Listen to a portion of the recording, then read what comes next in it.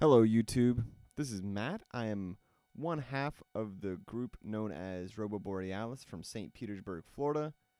I'm going to today show you a little bit about my Ableton live set that I use in all my live shows and hopefully give you some insight into how I compose music and how I play it live so that way you can learn and also I can learn. I'm just going to go by each track and give you an overview of what they do and some of the things going on. First up, we have the bass track. Here, first off, we have a MIDI effects rack. First one, effect rack is going to kind of just set the general pitch of the MIDI, whether it be 12 down or 12 up or anything I need to make it for the bass. That is a little difficult for me because sometimes when I get a new bass sound, it doesn't really translate to the right temp or the octave, so I have to adjust that pretty much. Next, I have these two easy knobs to do a fourth and a fifth if I want to. I rarely do, and almost never do. And two more downs and ups for the octaves. And then next we have a little arpeggiator section where I can adjust the gate and the transpositions and the groove style and the style of the arpeggiator for my 4 different types: a 1/4, a 1/8, a 1/12, and a 1/16. Now these I have actually mapped. You can't see what I'm doing, but on my launch control, I have a simple button system where I can turn on and off each one all together, so I can combine different things and get different styles going on. Next, I have some of Mad Zach's mono synth packs. I don't, have a problem saying that I actually love Mad Zach and his packs that he brings out, him and some other people that I'll be, I'm sure, featuring later. I have a problem with, designing sounds. I either spend too much time designing the sound and not enough time actually using it. So what I decided to do most recently with my music is just go for other people's preset packs that sound good. They sound wonderful. This mono synth pack from his Deep House collection is absolutely amazing. It's huge. You get a lot of different sounds. I'll have all the colored ones sort of labeled because those are my favorites so far. Wonderful stuff. Next, I have a simple effects or bass effects rack. I haven't really cleaned this up much. I have a low that turns on and filters out the low if I want to. One thing that I've been trying to do in all my sets and all my live sets, and what I've been trying to teach people, is map your on-off button to your knob.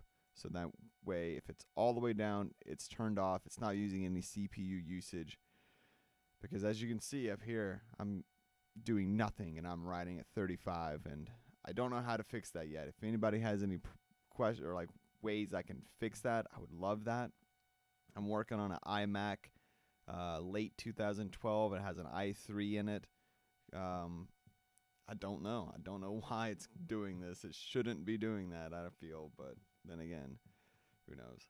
I got a notch filter that does, some LFO frequency slower and slower as it goes up. I can do an LFO mount if I want to. I got a grain delay which comes on with my lava filter, which is like a bit filter. I don't think I use that too much. Oh, I do actually. I'll give you a little taste of what it sounds like.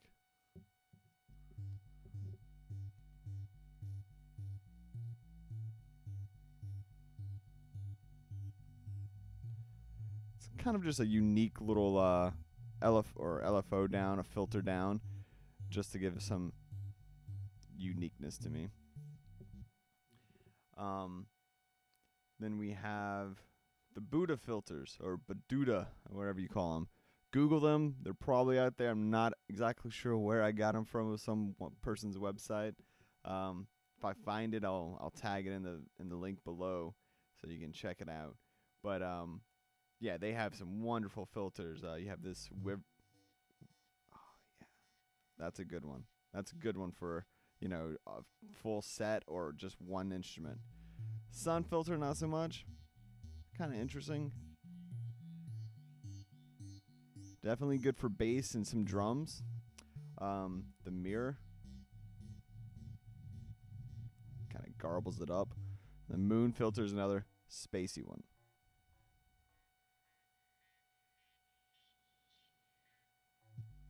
But yeah, Baduda filters. Google them, try to find them.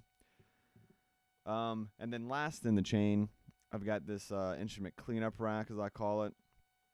I've got my bass roundup, my bottom speaker cabinet to give a little more bottomness to the bass.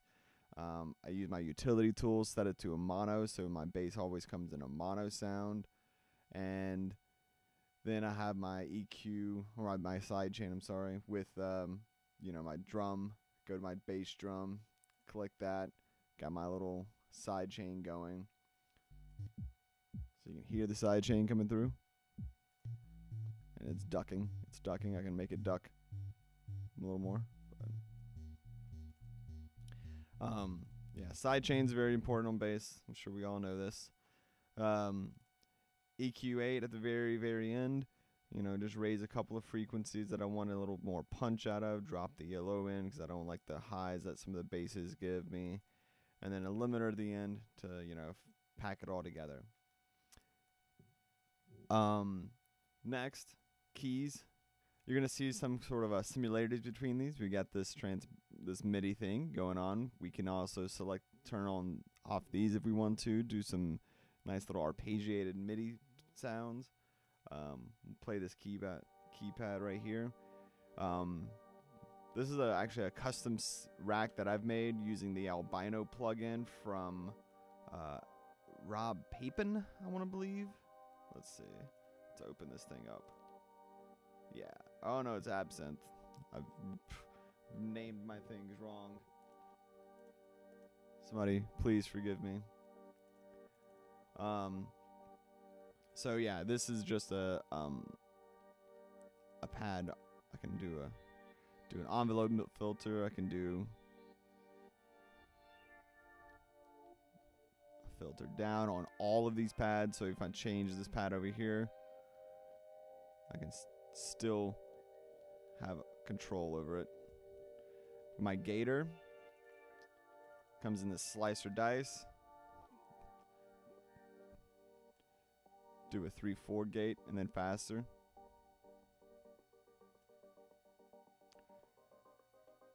And then we've got an overall LFO speed that comes on this right here, and we can get some cool effects with that. Very cool stuff. Very simple to, you know, set up. I mean, you just have this rack right here, which all your presets, your chain selector is gonna switch between these right here. If we've watched videos before, you've seen them do this sort of thing right here. I'll explain that in another video, but you guys should probably know that by now. Then we have the inside that whole set, we've got these 3 effects after it for an EQ, just a simple EQ on the pad, and then the slice, the gator effect, and then the LFO to modulate everything. So that's how, you know, I like doing it. I have all my main controls here, my envelopes and stuff, and then my gators and stuff I can easily, quickly go to. And if I really wanted to, I probably will, you know, make some macros here for this specific sound and then transfer them over here with all of these. So that way I can just easily, with one button, you know, move over and then play these knobs as I want to, as much as I want to, and then jump over here with one button to be able to like get my other knobs, and that way I can have a lot of control. Still haven't set that up, you know. Ableton's a growing thing, it always changes. The keyboard effect rack. Let's stop that. The keyboard effect rack has a high filter and then a low filter, simple things. There's nothing too crazy going on there. It's just an EQ8 high filter and an EQ8 low filter. Notch filter, similar thing. We got a filter frequency going up, just a notch filter gives it a new sound. We got the LFO, which is affected on that. Resonant, which is affecting on that too. And then we have the Bududa filters again, because that just sounds good.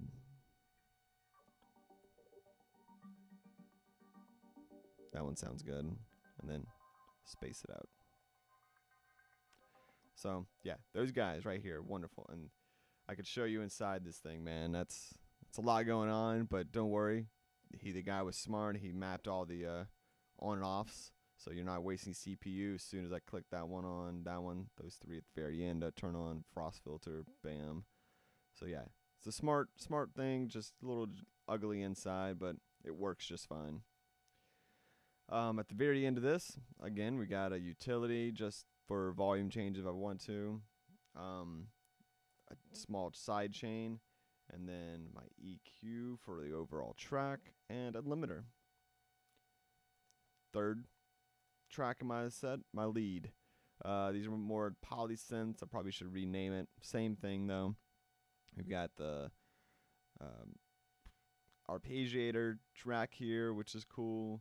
Then we got our polysynths from Mad Zach. Thank you again, Mad Zach. I will definitely tag your videos here. The lead effects rack, we've got another high, another notch, another low. Same things. I got 3 Bududa filters so we can get some cool effects. Then we've got a utility, a compressor, our EQ8 at the end, and then a limiter. So, you know, same thing throughout the whole thing. So it's all kind of blended, it's all kind of uniform between the 3 tracks that I play. Now, the drums, we've got another, how about that, Mad Zach Deep House, interesting. Another wonderful product by him, man. It has some great sounds. I can't get enough of this guy. Here we've got just a notch filter low. We've got a repeat. That's pretty simple, you know, I like the repeat filters. Then we got a pitch mod if we want it. And then here we've got another drum effects rack. I just haven't really cleaned this up, so I'm sorry about that. We've got a lava filter that I use pretty often.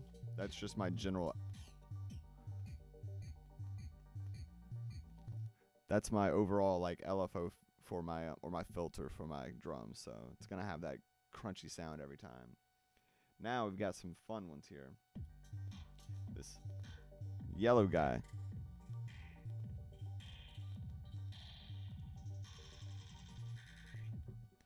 That guy is pretty nice. I love what he does, and I made it myself. It's called Strange Delay. But it's a pretty simple thing. I got this. You can maybe search this. It's Isaac Kotek Formants filters. It gives you an A, an E, an I, O, U sound, and all he does, how he does that is, let's open this guy up. Man, this thing goes deep. So here's the A or the E sound. We can go to A and look at it. It has like a different vocal EQ. So that is coming in. It's going through this filter to get it just those certain frequencies, and then I'm putting a delay on there that is repitched, and I'm just increasing the time of it slightly. So if I turn my knob, you can see it going up a little bit. And then the very max, I get 84 on my feedback and 99 on my milliseconds, and gives you that like kind of a echoey slap back here. And then as you go more and more, it kind of starts breaking up.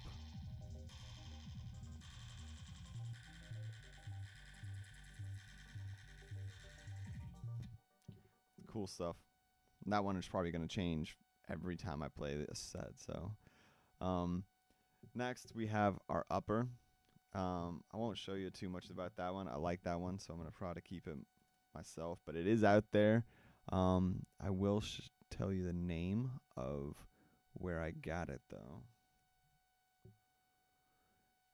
or something that you can maybe Google to find. Oops. RX.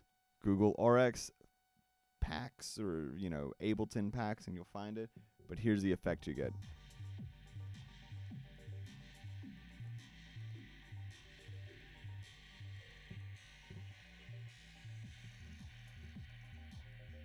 Wonderful effect for bringing up the tension a little bit. Next we have in that, well, actually that's all of it. Yeah, so we've got those effects. Close that out. We got those effects. We've got this repeat in the beginning. We got this notch at the end of that. So if I had, say, my upper going on, I can still do my notch, and it still affects it. And I can still do my low, kind of affect that too. Then at the very end of that drums, we have just a utility and a limiter. Simple.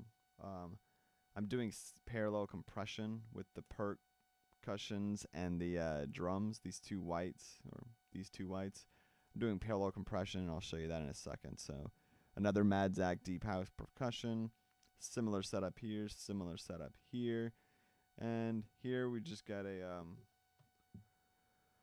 utility for volume.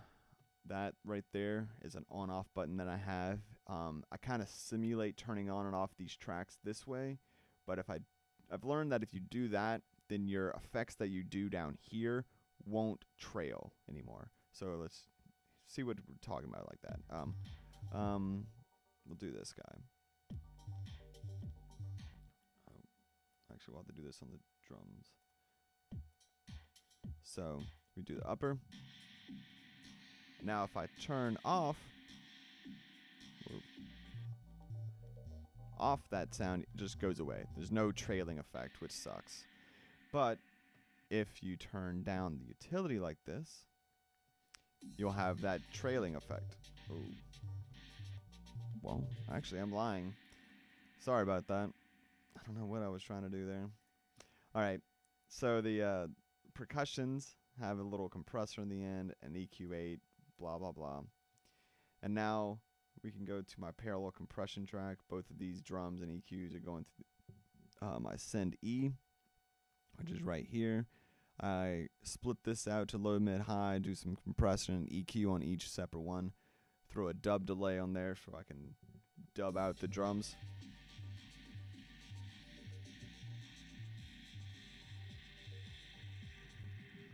Dub out the drums, and then I put a compressor to glue it all together, and another limiter so I don't kill somebody's eardrums. That's pretty much the general idea of what's going on. We have, you know, this white noise track, which is just a simple EQ, some cool EQ here, a sidechain with the bass, and we have all of our like other things. We got reverb on A, using isotope. We've got a send B has a, forgot what that's called, but it's a delay more or less. Send C has a tape delay using the Predator. Send D has a stereo delay using the Predator. That's our drums right there. And this one is a yet to be used send. Send H is my headphones. I don't know if some people have done this before, but you can do, where is it? Oh yeah, send G, I turn all of these up, and so everything's coming through here, so that way when I listen to this track, I will put my headphones on this, and I can hear everything as it should be coming mixed. I mean, it's just a simple headphone out. Then we have a master track. On the master track, we've got a river effect, so I can space everything out easily and kind of let the song die out. That's how I fake it. I got this repeat on the whole thing, so I can do a repeat on everybody. And then another master EQ track, low E. You can see what I'm doing here. Just an EQ mid, then I do some compression on the mid. EQ high, do some compression on the high. EQ low, do some compression on the low. Just, I mean, it's a wonderful difference. Let's listen. This is no EQ. Now we'll turn it on. You really hear, like, the drums come out, the keyboard comes out, the bass goes back down.